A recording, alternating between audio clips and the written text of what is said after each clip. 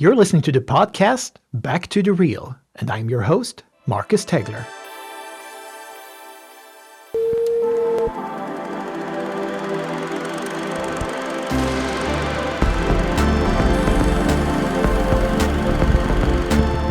Welcome to the podcast Back to the Real, the podcast that discusses how movies influences us but also has an impact on us. Today, my guest is Malin Sjöberg, and she's here today to talk about musicals.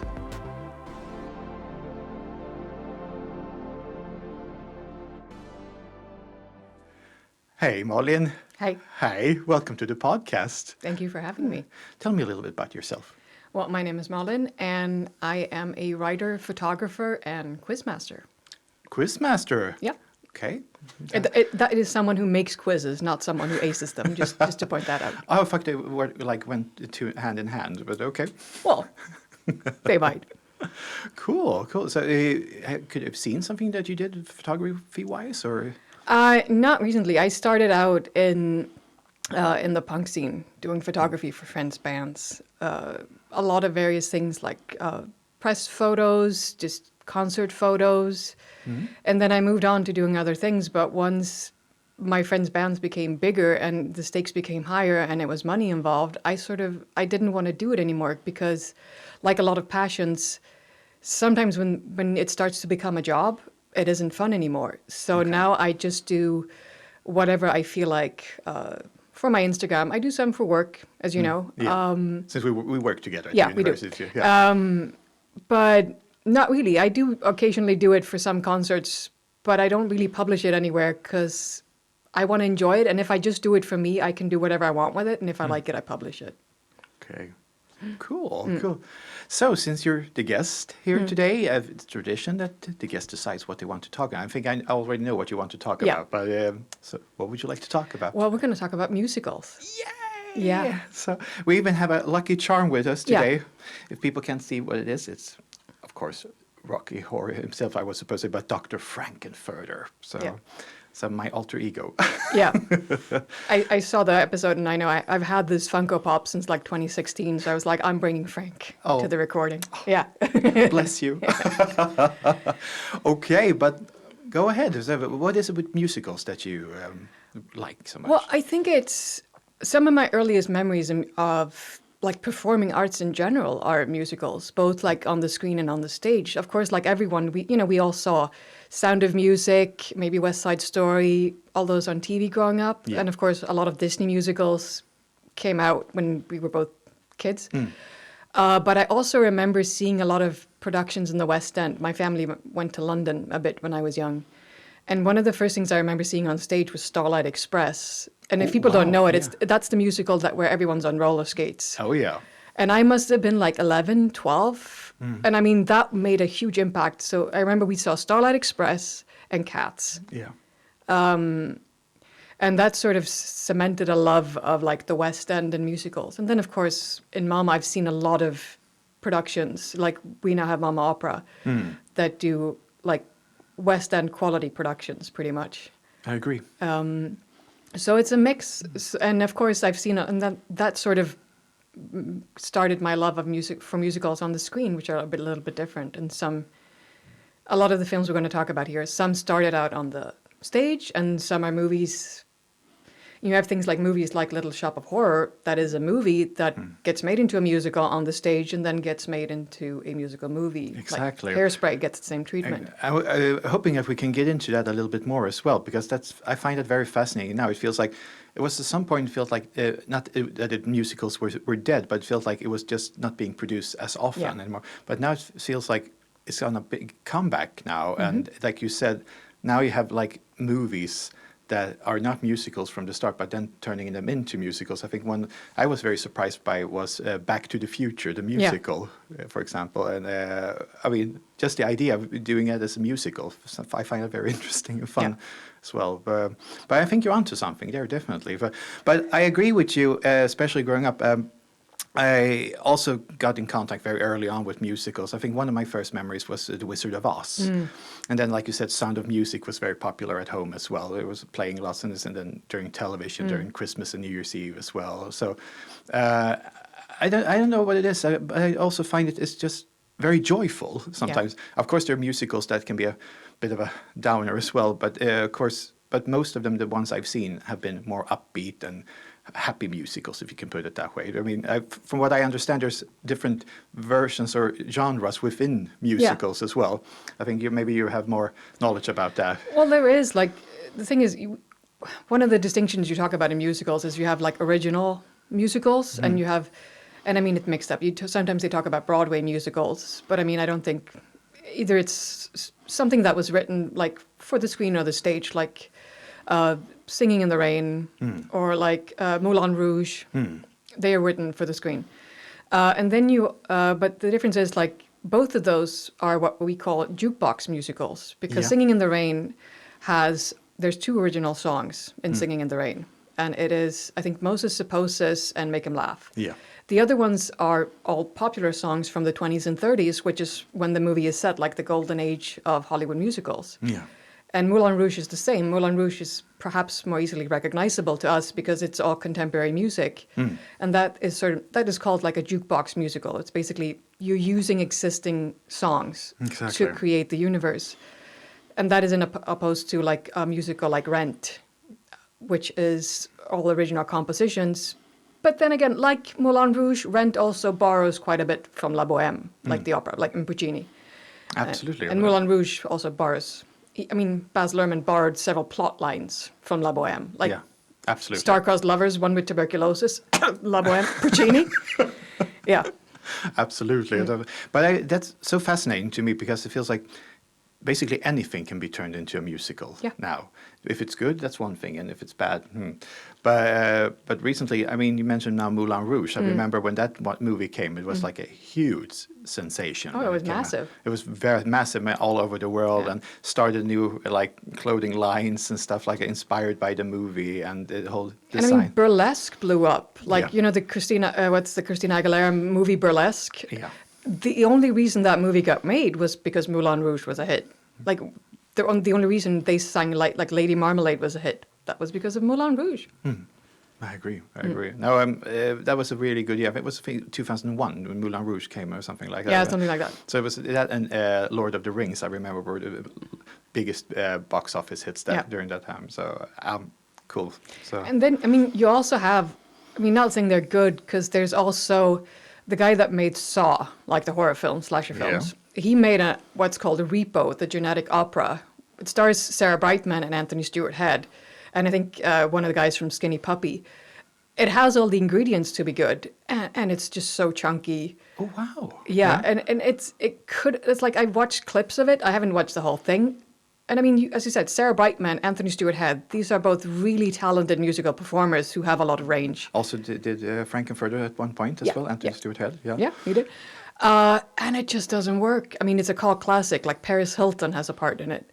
Oh, okay. Yeah, not judging. I'm sorry. But it's just like it doesn't flow. It's like it just feels clunky, and I think it could have been done. I mean, we see if you look at something with horror, like Sweeney Todd is a great example of Stephen Sondheim, and that's been on the stage, and also Tim Burton, as you know, did the musical with Johnny Depp. And that's excellent. But I think what Sweeney Todd has, it's humor. Yes. If you watch like a lot of the songs, like there's the intro, "There's a hole in the world like a great black pit, and the vermin of the world inhabit it." It's written as a musical. It has a whole like completely different narrative in the storytelling. It doesn't have to sound like a certain kind of music, the narrative. And also it's funny. Like it's a very dark humor. There's a lot of twists. Yeah. And when you mention Sondheim, that's an example I find also very interesting and fun at the same time, because I think it was my brother and I were talking about that Sondheim in particular, like you said with Sweeney Todd, it's not like a single song in the musical. It feels like an entire song that's like bit up in pieces and then comes back again. So there's like no hits, if you can put it that way, but it's just a long musical number with different songs in it. And you sort of hear when the characters come and go just from the score. And you know who also does that? Mozart in The Magical Flute. Yeah. Like he has a couple of characters like Papageno, like Queen of the Night. He also did a lot of that. You sort of hear who's coming on stage before, like he sort of introduces them to the audience. And I mean, honorable mention to the movie. I mean, it's not a musical, but honorable mention to the movie Amadeus. Of course. Because the reason I know so much about Mozart and love Mozart is because of Amadeus. But to bring it back to one of my favorite musicals, and that is John Waters' Crybaby. That's a good one. From 1990. And as I said, I rewatched it last night, and I was pleasantly surprised with how well it still holds up. Yeah. Both stylistically and musically, and the theme. And again, it has a lot of comedy in it. Yeah. And I must have seen this, what could I have been, 13, 14, 15 for the first time? And I remember we had a copy of it on VHS, and I wore that tape out. That was, when you're like 15 or 16, you obsess about things. Oh, yeah. You come home after school, and either it's the game you play or the book you read Yeah. or the movie you watch over and over. For me, that was Crybaby. And I had this old, like, small boombox that had a mic on it so you could record things off the TV. Right. And 1980s TVs, Oh, not the best sound quality. But that was what we had. And I would record like the songs from Crybaby and like other stuff onto cassette tapes so I could listen to it. All right. So this is like the first movie I remember like obsessing over every detail of it. And of course, when a decade later, I become a full-on rockabilly girl. That isn't, to no small part, thanks to John Waters. Really? Yeah. Yeah? I don't think it was conscious, but subconsciously it was like, oh, this. It inspired you in a way. Well, also, when I was in my 20s, like, I didn't really feel like I fit into the feminine ideals of, like, clothing and makeup at the time. Okay. But a lot of the rockabilly style, which is, as you know, if you watch, like, 1940s and 50s musicals, which Crybaby emulates, it's very classic. And I like the black eyeliner, the red lips, like those styles, the hairstyles. I'm like, this is a level of femininity that speaks to me, because at that time, this was not mainstream. No. So it feels a bit weird but to dress the way movie stars did in the 50s was almost subversive, because fashion was not there at the time. No. Like, the only person who sort of did black eyeliner and red lipstick was Gwen Stefani, of No Doubt. And that was like her trademark look, because nobody else did it, not in that way. So visually a great impact, and also musically a great impact, because in Crybaby, what John Waters did is he has friends who are DJs. Yeah. In and around Baltimore. Like, as if you don't know, Crybaby, like all of John Waters' movies, are set in Baltimore, where he grew up. Yeah.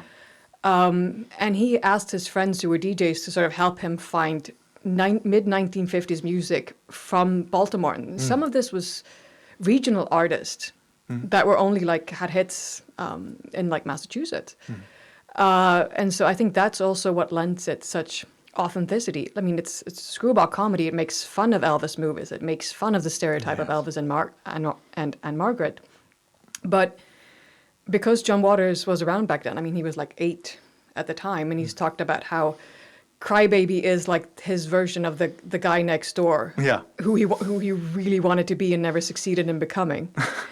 This is why he made Crybaby.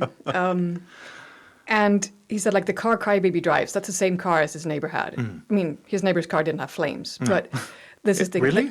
No, it didn't. Like, the leather jackets, that is what they wore. Like, the style is what they wore. The word drape they use. They talk about drapes and squares. Drape is the word for greasers that was used in Baltimore in the early 50s. So I think that's also why it holds up. Again, he builds... I think, and this is true of all John Waters movies, he builds worlds that he loves. Yes. Even if it's subversive, and in some other movies that he deals with like absurd and grotesque things, he loves this setting. He loves these people. He loves exploring bad taste. Yeah, but that's what I find so fascinating with him. But him as a character as well, but as a director, he's such a cool guy. Like you say, he creates these worlds, these characters, and like you said, I find it so fun that he has a personal connection with them, like you said, with Baltimore, with the setting. It feels very personal to him as well. So it's a great example like you mentioned now as well. So, and do you know the scene in the courtroom? They get caught and they get brought to trial. You know why he chose that particular courtroom to shoot in? No, I'm not sure. No. Because he was tried for indecency when he made one of his early art house movies in that particular court in Maryland. Really? And of course, in the movie, Patty Hearst, who herself had some brush-ins with the law, she plays Wanda's mother, and he wanted Patty Hearst. He said, I went to Patty Hearst's trial, and I saw her in court, and I wanted her to see my courtroom, so that's why I chose to shoot. I asked if we could shoot in the same room where I was tried. I had no idea about this. This is John Waters. Like, I just wanted Patty Hearst to see the courtroom I was, where I was charged with indecency. That's why I chose it. This is how John Waters operates, which you have to love. I do. I totally agree with you. But then you mentioned very early on, like earlier musicals. I mean, I think it was at least like the 30s and the 40s, especially even the 50s. Musicals were huge. It was musicals and westerns, I think, were like the hugest genres at the time. And it was maybe also testament in time as well, what was going on like with the World War II and all other shit that was happening at that time. People needed to feel joy and go to the cinema and see a nice, fun movie and then hear nice music and uplifting music. Well, I think yes and no, because a lot of the musicals in the early, they're really big in the 20s and a bit into the 30s, but then it's like oversaturated in the early 30s and it drops off and then they come back again. But also with World War II, like there are a lot of movies being produced that are like wholesome. Yeah. Because there's a production code and you want people to see wholesome movies. But like the boom in like Technicolor musicals doesn't really start until after the war, I would say, after the 1950s. And I think people that back then were no different to us today. Like, yes, some people wanted to escape, but it's also like now a lot of people watched horror in the 30s and 40s. Like Absolutely. Nosferatu, Frankenstein. Horror is really big during World War II. Yeah, and still to this day, I mean, it feels like that's also having a huge renaissance at the moment. It's been that for some time now, that moviegoers especially enjoy going to the cinema as well and having a scare, or we can put it. So that's so fascinating. I find that so interesting. It's a psychological thing. It's like it's to be confronted with fears that you can control. Yes. And I think that's the thing. And I think also why musicals become big again in the 50s is because it's like this glamour, like everybody, the war is over, we've all moved to suburbia, everyone's glamorous. I mean, that was Gilda, like Rita Hayworth is earlier, with Gilda with the hair flip, that's earlier. But like, this is the ideal. We're all supposed to be fabulous and happy. And of course, in a lot of 1950s musicals, everyone ends up married in the end. Yeah. You know. And they lived happily ever after the end. Supposedly, yeah. Because society, that's what's interesting, because if you look at if you haven't seen any classical musicals, like one good one to start with is Singing in the Rain. But it's such a beautiful movie, and it's such a real feel-good movie. And it's also a historical document as well, talking about the talkies entering Hollywood and how the silent film era was ending and how Hollywood was slowly changing, and it makes fun of that as well. But then you have this feel-good sensation and feeling, especially with the music in it, like the early 20s and 30s. Yeah, songs they revived a lot of popular songs from the 20s and 30s. Yeah, but that is designed to make people like feel good and feel happy. But it's a great musical, and it's sort of Gene Kelly is fabulous, and it stands the test of time. So I would say if you haven't seen any like 1950s musicals, that's a great one to start with. And also there's one that's free on YouTube, which is Guys and Dolls from 1955. You got Marlon Brando as Sky Masterson, and I think it's Frank Sinatra as Nathan Detroit. Yes. And that's also a great, great musical. And it has one of my favorite numbers in a musical, which is Sit Down, You're Rocking the Boat. Sung by the character who may have the best name in musicals. He's one of the henchmen for... So to back it up a bit, the plot in Guys and Dolls is Nathan Detroit runs crap games and like gambling, and the cops are onto him. He has problems finding locations where he can sort of host card games and people can play dice. And so to make some money, he challenges this high roller called Sky Masterson. That's Marlon Brando's character. That he cannot take, because Sky Masterson brags that a dame is a dame. All women are the same. And so Nathan Detroit says, "Oh, so you can take any woman that I point out in a crowd, and you will make her come to dinner in Havana with you." And he says, "Sure." And then, of course, there's he hears the Salvation Army coming, and he points out a woman who's a sergeant in the Salvation Army. Yeah. And so that's sort of the plot line. So Sky Masterson now has to convince this woman, who's a very religious woman, to come with him. And of course, and this character who sings the song, he's one of Nathan Detroit's henchmen. He's called Nicely, Nicely Johnson. Nicely, Nicely Johnson. Yeah, they are like all the gamblers have great names, but like Nicely, Nicely Johnson. And there's a scene in this movie where I won't spoil the plot, but a lot of gamblers are in the mission. Sort of, they have agreed to attend a meeting, and Nicely all of a sudden sees the light and is actually he has a revelation and actually sort of finds God. And that song is called "Sit Down, You're Rocking the Boat," and it's a great tune. And I've seen Guys and Dolls on stage, and it's one of those numbers because it builds up and builds down, and a good cast will feel the audience participation and sort of make it longer or make it shorter and sort of pull you into it. Yeah. So I think that's why I like it so much. Good examples, really nice examples. And also I have to point out that when I saw, as a movie fan, I saw Guys and Dolls in the West End in London. You've seen it live there? I've seen it live. Yeah. I saw it in London. Do you know who was playing Nathan Detroit? Oh, I don't dare guess. It's a famous movie star who was Patrick Swayze. Really? Yeah. On West End? Yeah, he did. He did wow. Guys and Dolls in the West End, like one of the last things he did on stage before he passed. And he did a couple movie roles after that. But Oh, wow. Yeah. I did not know that, actually. Yeah. So, he was very good. Patrick Swayze is good in everything. So, Yeah, the so Swayze that's effect. also why it's got a place in my heart. But Aw. again, it's a great musical, and also it's got the song "Luck Be a Lady." Oh, Luck, yeah. that's also from Guys and Dolls. Oh, wow. Good examples. For me, the first one, like I mentioned earlier, that had a huge effect on me was The Wizard of Oz. Yeah. And that still today is one of my all-time favorites. I just remember very clearly, I was maybe 4 or 5 at the time, seeing it was a black and white movie as well and stuff. But then suddenly, when she comes to the magical land of Oz, and it suddenly turns into Technicolor, I was like, whoa. Yeah. And I was just thinking, like, it's almost over 80 years ago when the moviegoers went and saw that movie in the cinema, must have gone like, oh, wow, this is a technical achievement. Yeah. But it was also the setting, the songs and everything. It just made me more interested about musicals in general. It made me happy as well. And then knowing today, for example, how the song Somewhere Over the Rainbow still resonates so, you may think, especially it's being used in Pride, for example, with the rainbow colors and how it still today has such a huge impact today.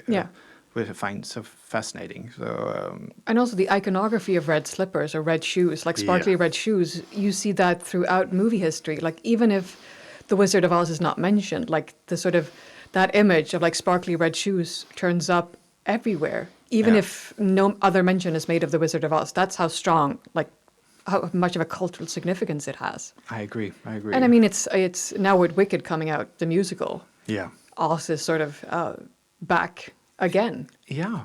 And I also have to mention, I saw actually Wicked live as well on Broadway in New York in 2014. And to me, to this day, it has been one of the coolest musical experiences I've ever had. And especially, I really like the music in particular. So I'm really interested in seeing how it turns out as a movie, if it works out as well as it did on the stage as well. So that's a good example. So that's why I think, The Wizard of Oz was the one I think had most impact on me. But then we mentioned Sound of Music as well, and Singing in the Rain is still one of my favorites as well.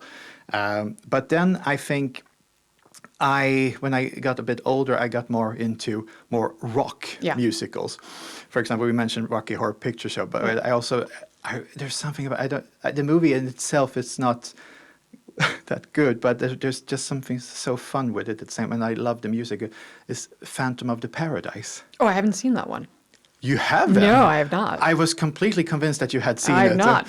Have you heard about it? No. It's like loosely based on, obviously, Phantom of the Opera, but they do it as a rock horror musical instead. Very similar to Rocky Horror Picture Show, but it's just I can't describe it. It's just all out. There. And then Paul Williams, the famous singer-songwriter, did all the music for the musical as well. So there's lots of good songs in it as well. But it's just all out there. And, well, you have to see it, basically. I will. Recommend it as well. So, but then, as I said, what rock musicals... But then I also could appreciate like Broadway musicals turning into movies. I really enjoyed that chorus line with Michael Douglas. Yeah. And I also like the idea of them having he's doing this play or musical that they're setting up, and he to have the they have the auditions for all the artists and dancers there, and how he connects with them, and how every individual has their own story to tell and do it through music. Yeah. So, but I don't remember if Michael Douglas ever sings in it now when I think about it. Oh, so, I have no idea. I have not seen that. No, it was some time now, but it was like a perfect Marvin Hamlish production with music. So there's different stages, I think, especially for me when it comes to musicals that I enjoy. And I have largely my brother to blame because he's a huge musical fan as well. He's worked in musicals as well.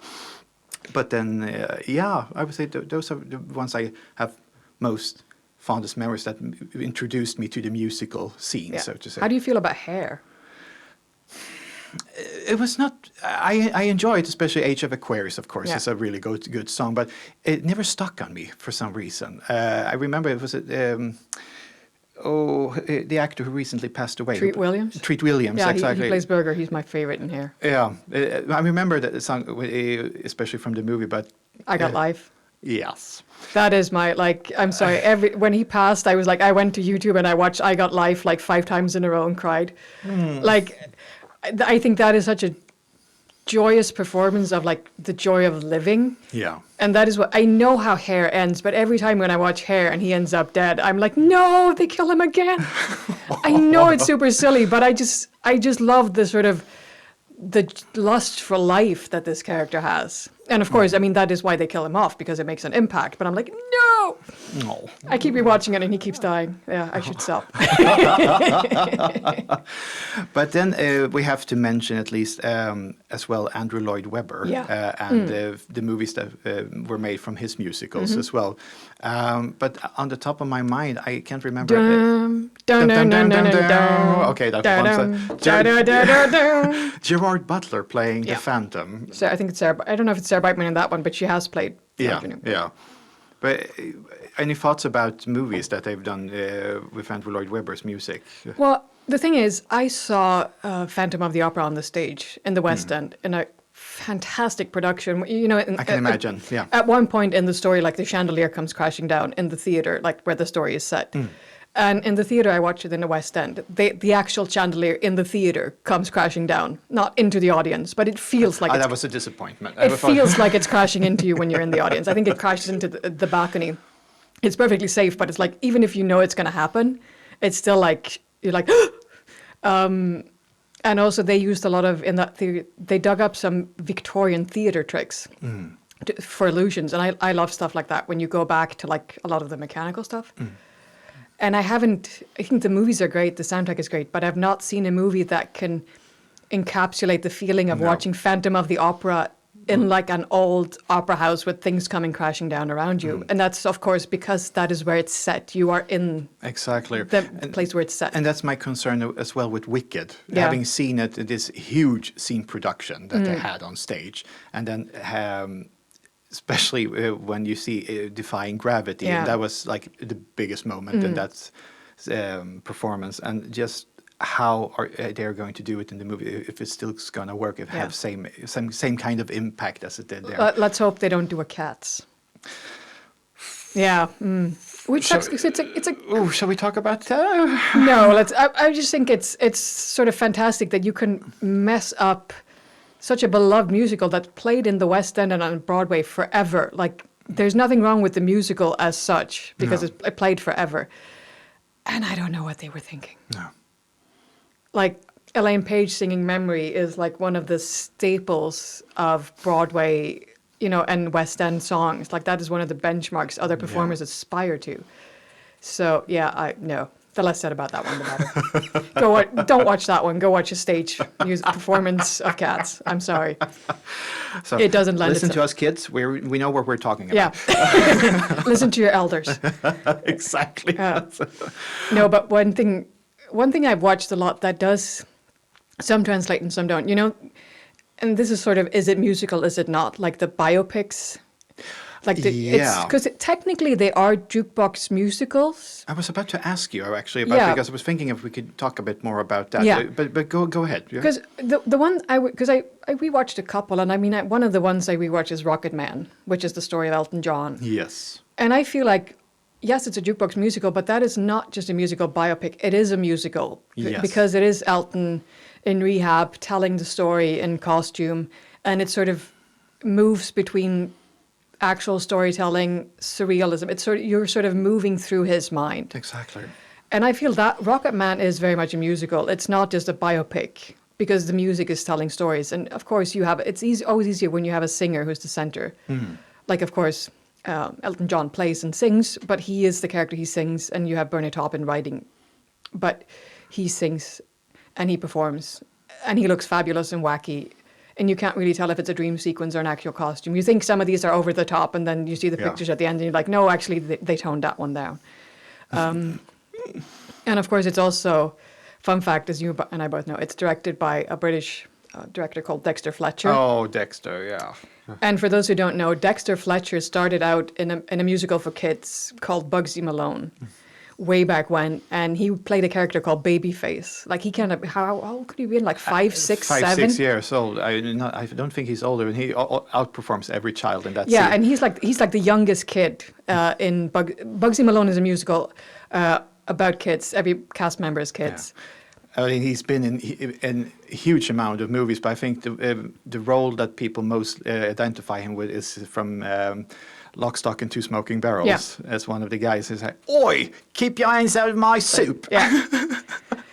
And he's fun, yeah. But he's turned into a director as well now, like you said. He started out acting, but now he's also turned into directing movies as well. So, but he's a very cool guy.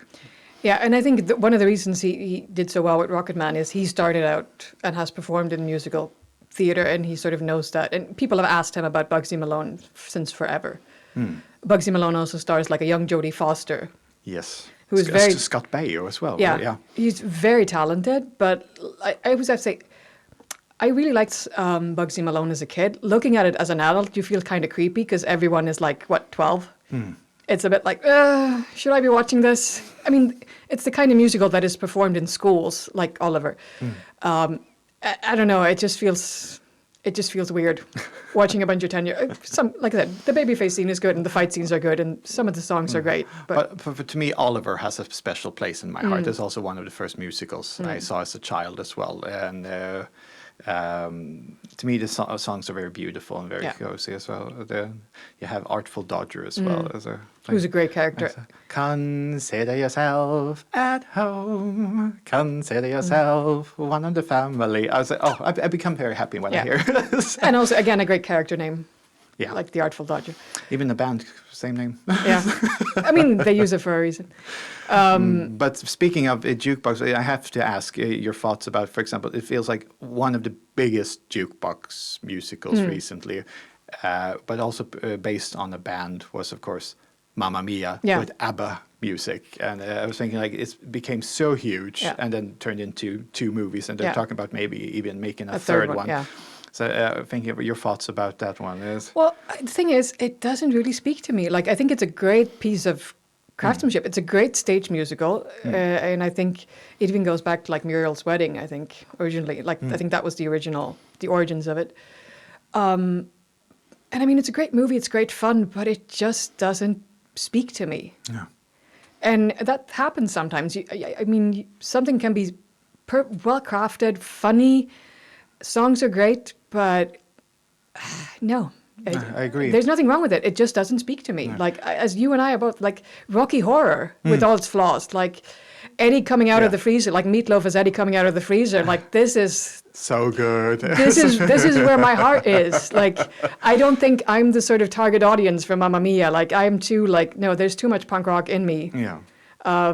But that's the thing interesting. I mentioned hair earlier. I think I have the same connection there. But I mean, there's so many great numbers in it. I was thinking like, but it doesn't have that effect on me as well. I think maybe I as well was the wrong target group. I don't know, but also very similar. But also Andrew Lloyd Webber thinking like Jesus Christ Superstar as well from the 70s. I think there's come several incarnations of that musical as well on movie and TV screen as well. But to me, it's a very good musical, but the movie itself was like, No, and I think some songs sort of need to be performed on a stage in front of you to get the full impact.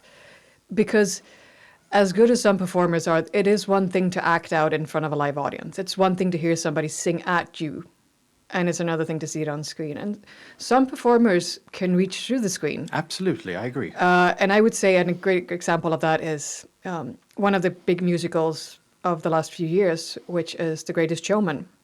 Yes, good Hugh example. Jackman. That's a very good example. Yeah, and I mean, story-wise, okay. It's okay. Yeah. But what really hits at home is like the songs. For me, The Greatest Showman, it's the songs, and this is Hugh Jackman's passion project. Originally composed as well. Yeah, and he said like they songs. they workshopped it, and he said like unless it sounded like a hit, it didn't make it. We worked on it until it was every song had to be a hit.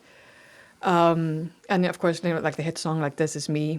I forget her name, but the singer who sings it, she didn't want to do it. She just signed up to do the workshop to get it like into production, and Hugh Jackman wanted her to do it. And she said, no, I'm not the right person for this. And he made her a bet or something. And he basically she said, like, he tricked me into doing it. And I couldn't go back because I made a promise. Oh. And she now has a tour around the world. And she says, I never thought, so much like the character, she said, like, I never thought I could do this and people would respond to it. I agree. But I remember also was a huge hit when it came as well. Like also saying people like the musical is back again now, and it was original songs, original compositions. And I don't know what attracts more, if it's like you said, the jukebox musical, for music that people might have heard, at least once, that they can resonate or relate to, or having completely new and original music instead. I think that's the wrong end to start. I think it's the story. Yeah. What is the storytelling? Why is this relevant? What are you trying to tell me? Like something like The Greatest Showman, it's Hugh Jackson's character through highs and lows, trying to, like, he succeeded and then he fucks up and then he has to win back, like, his wife. Yeah. And he has all these freaks and misfits, and he starts off at the wrong end, and then he figures out he's fucked up and this is the way to do it. And that is a human story. That is what we care about. I think that is, you have to start with, why are you telling this story? Like, I've seen some musicals like based on bands. Like I saw Madness, like the ska band in London, did a musical called Our House with all their songs. Yeah. Great fun, plot line, bit thin, excellent performance, but it doesn't stay and it didn't catch on because great music. If you love Madness, it was great to go and see it. But they didn't tell me why I should care about Our House. Interesting, yeah. Yeah, and I think with things like, if you look at some of the musical biopics that people care about, like what is called like the Tina Turner one, that a lot of people love, is because you sort of see her going from this like young woman and in an abusive marriage, and she finds success, and her husband's jealous because she's more successful, and then she sort of breaks free, leaves an abusive marriage, and sort of lives her own life. That is what people care about. Like, Tina Turner has killer songs. Oh, yeah. But we care about the movie because we care about Tina's story. We're with her. Yeah. I agree with you. The story has to be, in every movie, basically, you have to have a good story for it to work. And actually make it compelling as well, that you have to interact, you have to be present in the story as well. Or it could be characters. Like, Rocky Horror is very much a character-driven musical. It's like these characters and what are they going to get up to? Like the opening number. What are words? The opening number of Rocky Horror sort of introduces all the characters. Like, you have Brad and Janet, you're Frankenfurter. You have Riff Raff from Magenta. Everyone is in the opening scene. Exactly. And you sort of get a sense of who's who in here. As different characters, though. Yeah. Yeah. Or masquerading as others. Yeah. But you sort of get, these are characters. Something's going to happen here. Because that's not just true of musicals. That's true of movies. We have character-driven and plot-driven. Absolutely. And I feel like Crybaby is much the same. Like, that's one of my favorite opening sequences of all time. Like the opening sequence of Crybaby, where everyone's in line to get their polio vaccine. Yeah. And I think that scene is like 4 minutes long. And after that, you know exactly what every principal character, what they're like, and how they relate to each other. And I mean, you also get a foreshadowing of where things are going to end up. Yeah. And I think again, that's what makes you care, because you're like, oh, this is this character, they relate to so. So I think that, and that is why, I think that's why some musicals are good and some fail. I think so too. Yeah. Because you sort of forget, why should people care about this? Is there a musical on the top of your mind made into movies that you feel like it wasn't well received when it came out, but as you might feel is, oh, but this is a really good movie that applies to me, or you feel like it's... Well, I mean, Crybaby was one of those that wasn't really, it was considered a box office flop. Yeah. Because it made back, I think it made back what it cost, but not much more. And it has since grown into a cult classic, like a lot of John Waters movies. I have a confession to make, and maybe be an unpopular opinion now, but Sure. one of mine is actually Grease 2. That's one of the ones I rewatched, and I was like, why did I love this? I think some of the songs are good, some of the transitions are great, but like, also the world building it looks 80s. I mean, it's made, I think that's what I like about it. yeah, it looks 80s. The whole thing about it is very 80s. And unlike the first Grease, which is it was already like a very well-off stage musical. And still a great musical. It's still a great musical because we care about the characters. Like it's a story everyone's been to. Like you met someone in a context and they were swell, and then you meet them again and they're acting like a complete jerk. Yeah. Like this is the guy or girl who broke our hearts when we were 15, 16, 17. Yeah. Like everyone's been there. Relatable as well, as you say. Yeah. But then Grease 2, I can't explain. I think mostly it was, like you said, it is campy, and it felt more in a comedy than Grease did in some ways. But I think the characters were a bit, in that way, not as well written as the first one. No, and I think Michelle Pfeiffer is miscast. Not that she does a bad job, but I don't think she's right for that part. But yeah, Michelle Pfeiffer, everything with Michelle Pfeiffer is amazing. Well, I think she's great, but I mean, she is miscast because she outperforms basically everyone in the movie. But I mean, that's the thing. Like, there's actors who are great who auditioned for parts they didn't get, and it's like not because they weren't great, but because the director said like they wouldn't have worked in that part. No. Brad Pitt auditioned for Crybaby to be like Johnny Depp's sidekick. Exactly. And John Waters said he was fabulous, but nobody would have believed that he was Johnny Depp's sidekick, so we couldn't cast him. I would have loved to, but it just wouldn't. The dynamic wouldn't have worked. No. Because he was a movie star even then. But it's interesting if you bring it back to like old Hollywood. Because one of the things I did in preparation for this, I rewatched like a lot of the old musicals, and then I watched La La Land. Oh wow! Yeah, And yeah. I mean, I liked La La Land when it came out, but I didn't love it. Like nothing to do with the performance, but if you've watched a Technicolor musical before you watch La La Land, you see how much they borrow and update. Like cast, there's a one scene where she is with like Emma Stone is with her flatmates. Everyone's wearing a primary color. Yes. Very much Technicolor throwback, dance sequences, and you can see how much it sort of evokes the jazz musical, the traditional jazz musical. Yeah. It's a letter of love. But they always ended happy, and as you know, La La Land ends with like this sort of what could have been. Yeah. And it ends on sort of like a sadness. It is very sad. I remember seeing it for the first time, especially after seeing it. I felt a little bit heartbroken afterwards. And it was like, okay, this wasn't the ending I was expecting. No, and you don't feel like that if you watch Jane Russell and Marilyn Monroe in Gentlemen Prefer Blondes. You don't. You walk out there dancing and singing. Exactly. And I think that's what I do like about La La Land is Ryan Gosling's character. He doesn't just sing. They let him emote because he's a piano player. They let him emote through his playing. Yes. And I think that is something musicals could do more. Like, it doesn't necessarily have to be expressed in song. Because I think that's where a lot of musical biopics about artists sort of feel a bit stilted or like a bit contrived.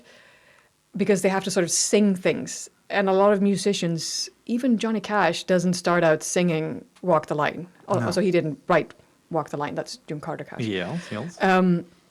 But it's sort of they have to start singing things. And a lot of musicians don't start out with the lyrics. No. And I think if you could do biopics where we would allow characters to emote just by playing instruments and sort of acting and playing and let the audience trust the audience to understand what's going on, I think that would make a better movie.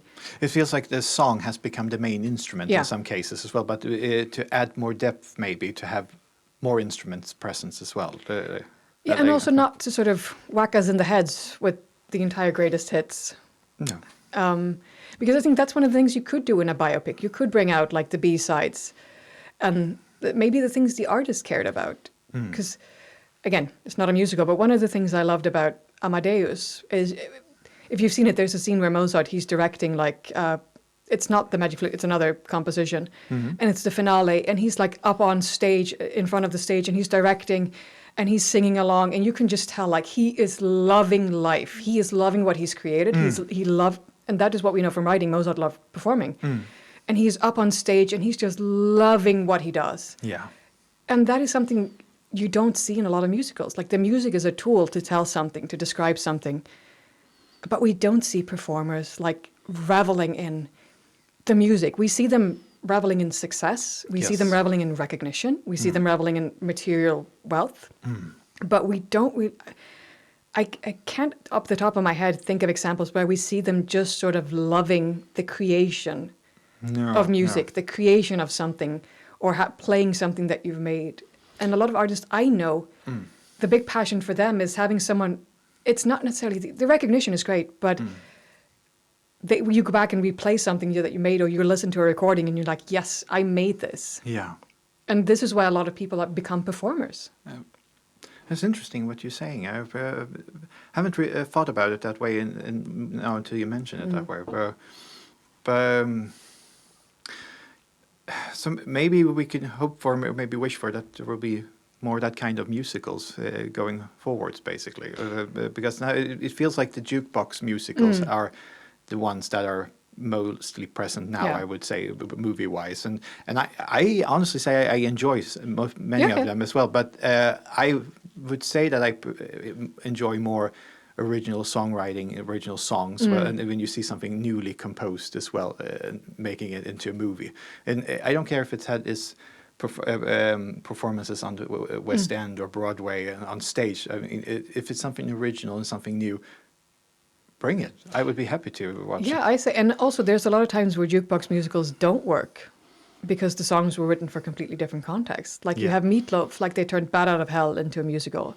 And I've seen clips of it. And just no. It's a big no. I think it's just the story doesn't work, and I think the trouble with that one is Meatloaf's and Jim Steinman's numbers are so big, and there's so much world building going on with the music and the lyrics. It is hard to create a whole universe because it already exists. I think you either have to do something completely different. And I mean, they said it in it's like a Peter Pan and Wendy story set in some sort of post-apocalyptic something. And I'm like, really, that was what you went with? We've seen this. Which is funny because Meatloaf started out in Hair and in Rocky Horror on stage. That's where he got his start. That's why he sings the way he does. But for me, it just doesn't work. No. And as you said, I would like to see, we have so much musicals that pretty much everything we talked about came out of Broadway or the West End, or one of those two. Maybe not directly, but it comes from those two traditions. Yeah. Of course, it's great, and I mean off Broadway, and because that is where musical performers start, and that's where they workshop. But there's a lot of creativity going on now on YouTube, on Twitch. There's a lot of creativity happening there, and I would love to see people having fun with this and musicals, and not necessarily, that doesn't have to be like The Greatest Showman, like a multi-million-dollar production. Yeah. Do it small budget, like do it for YouTube, play around, workshop it, have fun with it. And I mean, I don't know if you've seen, if you're a Joss Whedon fan, if you've seen like Dr. Horrible's sing-along blog. Oh, yes, I have. That's a good one. Yeah. It's like as low budget as you can get. It's like cardboard and tape and like duct tape together, and like you get 5 minutes to rehearse, let's go. It's very sort of crude, and it's a cult classic. Like it doesn't have to be, musicals don't have to be large and bombastic. And I think that is what we think about when we think about musicals. We think large, bombastic, big productions. And I think there's a lot of creativity to be found if we can let go of that. If it can be like, what's his name? Bo Burnham, Yeah. who did like a whole one-person performance in his room just by himself. Extremely powerful, very little besides the songs. And it's him in the setting.